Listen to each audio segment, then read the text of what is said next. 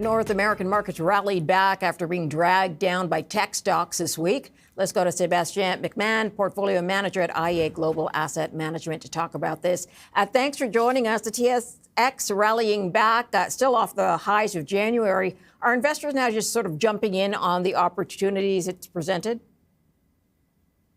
We were expecting risk on markets this year. We're expecting pro-cyclical kind of returns with the tailwind coming from synchronized rate cuts over the last few years. That means commodities doing well. That means equity is doing well. So, we're seeing emerging markets first, Europe second, TSX third. I mean, we're not surprised to see this kind of action. So it's value over growth, it's cyclicals over tech. So yeah, only 5 full weeks into a very eventful year, but so far so good for our thesis here. Are you buying back into tech in the U.S.? Some of that has been depressed, of course, this past week. Well, maybe it's a bit too early to go bottom fishing. Software, for example, is being repriced quite aggressively. Software as a service and consultancy firms with agentic AI. Those are very high margin businesses that are being attacked right now by agentic AI. Market maybe seem to be pricing the worst case scenario when we're reading numbers about $24 billion of hedge fund shorts on these names.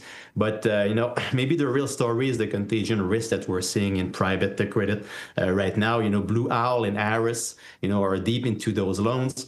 Those loan software-backed loans were once viewed as exceptionally stable. Now maybe this is being revised. So maybe too early for bottom fishing. Maybe play the market rotation towards cyclicals. Okay. You see, as you mentioned, a stronger case for commodities this year. But how much of a risk comes from that renegotiation of the trade deal? Well, the trade deal is going to be the big issue this year. We don't have any more information yet, but we still think that the Canadian economy could be benefiting from this risk-on tone. In the U.S., the ISM manufacturing index coming out earlier this week showing that, production is up, new orders are up. The inventory cycle also should benefit here from, new orders by manufacturers in the U.S. They should be importing more from Canada as well. So, nothing extraordinary, but still a risk-on environment, which should be helpful for commodity complex, and that should be helpful for the Canadian economy. But more importantly, the TSX likely is set to outperform. We still think it's going to be about 15% this year for the TSX versus 10% for the S&P 500. So we haven't changed our mind there. Okay, base metals showing strength. What about precious metals, which have been on a run, but also been more volatile recently?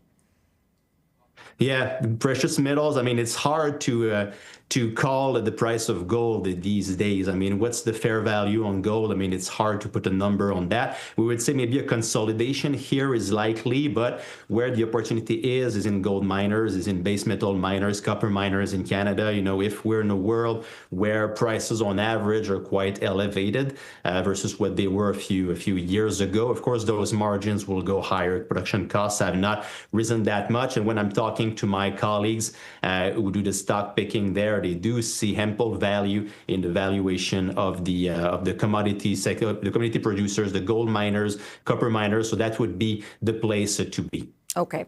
Your top pick right now is XPO, which is a play on transportation out of the U.S. Tell me about it. Yeah, sure. So market this week has been focusing on the AI losers for the first time, but this here seems to be one of the first AI-driven margin expansion plays. This is in trucking in the U.S., so an LTL play. It's among the first true AI adopter plays, and AI driving a real cost savings. So for example, they've had a 12% reduction in empty miles already by using AI. And if you believe the stronger 2026 macro story, you're looking at higher freight volumes and higher pricing power here, especially in a sector where there's a structural deficit following Yellow Corp's bankruptcy. There's always the USMCA risk, but they are a bit spread out through North America, more towards Mexico than in Canada. But we do feel that it's an interesting story. It plays with our macro thesis, but the AI adoption theme here, real productivity gains, that's an interesting one. Already 35% higher in the month, but our teams think that there's much more upside in that. Okay, so I'm wondering if you think transportation is going to be one of the first adopters to gain those efficiencies. Sometimes we talk about financials and that backroom work being picked up by AI, but you think transportation more widely could pick up here? Yeah, it's certainly looking like that. When you look at the sector breakdown, who's adopting AI and where are we seeing growth, we're seeing a real impact. Well, trucking, surprisingly, maybe is at the top of the list. The logistics of trucking, the dispatch of those routes, it's very important, and you can make real savings quite rapidly just by using AI to better dispatch the work from trucking. So we're seeing good gains there. Financials and, interestingly, big tech are where we would be expecting to see gains from AI, but they are still elusive. So it's in the real economy that we're seeing gains. All right, Sébastien, we'll leave it there. Sir, thanks for joining us. Have a good weekend. Thank you.